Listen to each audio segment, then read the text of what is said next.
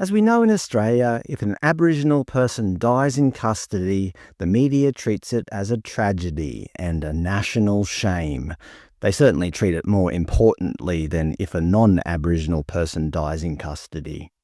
Take, for instance, this article published last week on the ABC. Young Aboriginal woman mourned after death in Tasmanian prison custody. Of course, they have a special news category, Black Deaths in Custody. It goes without saying that there's no White Deaths in Custody news category. Within the article, they have the obligatory warning. This article contains the name and image of an Aboriginal person who has died.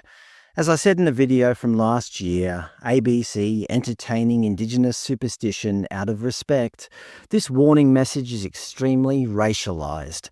Apparently, no other group of people in the world need to be warned about the names and images of dead people, at least not according to the editors of our ABC. So here's the Aboriginal woman that died, 21-year-old Chelsea Bracken.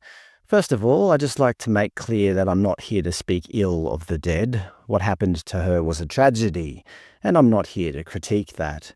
Although, as I clearly showed in the video from last month, stop lying about Aboriginal deaths in custody.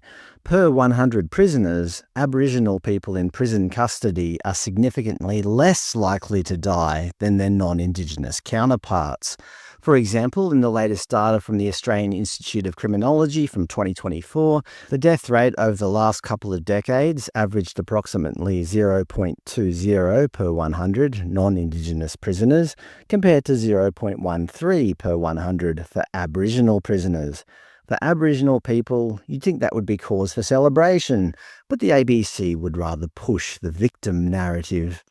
But back to our article. Actually, the focus of this video isn't on the death in custody statistics, but rather something that a number of you sent in. Something that's obvious, but something that Australians aren't allowed to talk about out loud.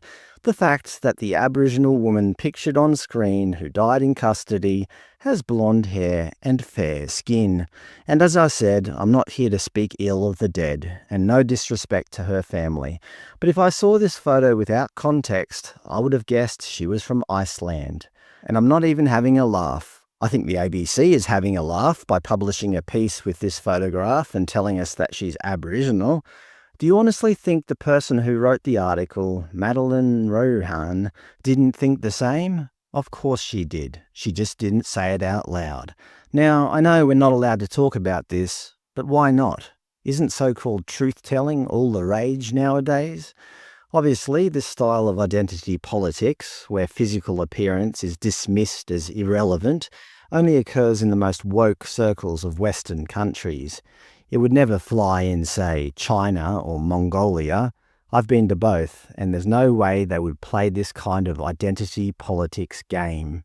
Are you telling me that in China they would even entertain the idea that Steve, shown on screen, who grew up in Adelaide and happens to have a great-grandfather who was Chinese, is Chinese? That wouldn't fly, because Steve doesn't look Chinese. Despite his love of noodles and dumplings and his once-a-month attendance at his university's Chinese movie night, he's Australian, and that's all there is to it.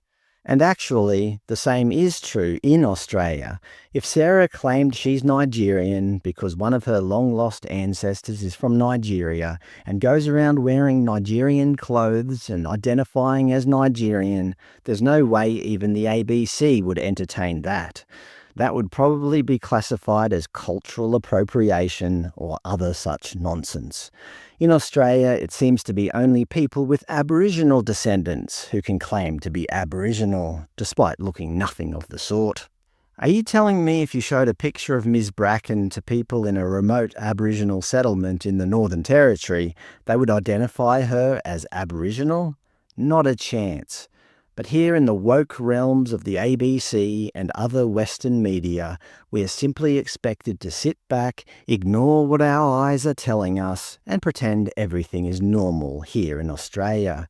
It seems that as long as someone identifies as Aboriginal, then they're Aboriginal, and we all have to pretend that it's a legitimate claim.